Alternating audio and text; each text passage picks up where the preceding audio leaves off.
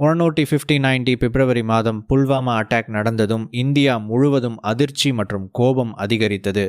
அதற்கு பதிலாக சில நாட்களுக்குள் இந்தியன் ஏர்ஃபோர்ஸ் ஒரு ரேர் முடிவை எடுத்தது. லைன் ஆஃப் கண்ட்ரோல் தாண்டி பாகிஸ்தான் உள்ளே பாலாகோட் பகுதியில் ஏர் ஸ்ட்ரைக் நடத்தப்பட்டது. இந்த ஸ்ட்ரைக் ஒரு சாதாரண ரிட்டாலியேஷன் இல்லை, இது டீப் ஸ்ட்ரைக். அதாவது எல்லையை கடந்து எதிரியின் உள்ளே சென்று தாக்குவது. இதில் ஒரு பெரிய கணக்கு இருந்தது. ஸ்ட்ரைக் செய்து முடித்துவிட்டு சிச்சுவேஷன் எஸ்கலேட் ஆகாமல் கண்ட்ரோல் பண்ண முடியும் என்ற நம்பிக்கை. ஆனால் இங்கே தான் ஒரு சைலண்ட் ரிஸ்க் ஆரம்பித்தது.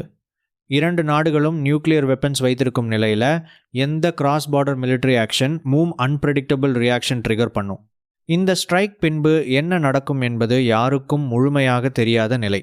அடுத்த நாள் பாகிஸ்தான் ஏர்ஃபோர்ஸ் பதிலடி கொடுத்தது. 2 நாடுகளின் ஃபைட்டர் ஜெட்ஸ் வானில் மோதின. இந்த ஏரியல் என்கேஜ்மெண்ட் போது ஒரு இந்திய MiG-21 விமானம் சுட்டு வீழ்த்தப்பட்டது. பைலட் கேப்சர் ஆனார். இந்த ஒரு சம்பவம் சிச்சுவேஷன் திடீரென டேஞ்சரஸாக மாற்றியது. இந்த நேரத்தில் கிரவுண்டில் மட்டும் இல்லை, ஸ்ட்ராட்டஜிக் லெவலவும் டென்ஷன் மிக அதிகமாக இருந்தது. 2 நாடுகளும் ஃபோர்ஸஸ் அலர்ட் நிலையில் இருந்தது. எந்த நெக்ஸ்ட் மூவ் வரும் என்ற அன்சர்டன்டி. ஒரு தவறான டிசிஷன் அல்லது ஒரு கூடுதல் ஸ்ட்ரைக் சிச்சுவேஷன் வேகமாக எஸ்கலேட் பண்ணும் வாய்ப்பு இருந்தது. பல டிஃபென்ஸ் அனலிஸ்ட் பின்னர் சொல்வது என்னன்னா, இந்த சில மணி நேரங்கள் மிகவும் கிரிட்டிக்கல். ஏனென்றால் எஸ்கலேஷன் லேடரில் அடுத்தபடி என்ன என்று இரு பக்கமும் கணக்கிட்டு கொண்டிருந்தது. அந்த நெக்ஸ்ட் ஸ்டெப் கன்வென்ஷனல் வாரா அல்லது அதைவிட பெரிய கான்ஃப்ளிக்டாக மாறும் அபாயம் இருந்தது. இதற்குள் வெளியில் தெரியாமல் டிப்ளமேட்டிக் பேக் சேனல்ஸ் வேலை செய்தது. இன்டர்நேஷனல் ப்ரெஷர் அதிகரித்தது. டென்ஷன் குறைக்க சிக்னல்ஸ் பரிமாறப்பட்டன.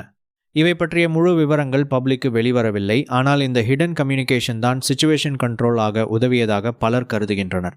இறுதியில் கேப்சர்ட் பைலட் ரிலீஸ் ஆனார் மற்றும் நிலைமை மெதுவாக காம் ஆனது. ஆனால் அந்த சில நாட்களில் நடந்த எஸ்கலேஷன் ஒரு ஸ்ட்ரைக், ஒரு ரிட்டாலியேஷன், ஒரு ஏரியல் லாஸ்.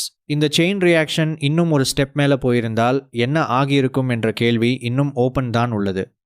இந்த வீடியோ பிடிச்சிருந்த சப்ஸ்கிரைப் பண்ணுங்கன்னா ஒவ்வொரு வீடியோவும் கஷ்டப்பட்டு போடுற ப்ளீஸ் சப்ஸ்கிரைபர்ஸ்.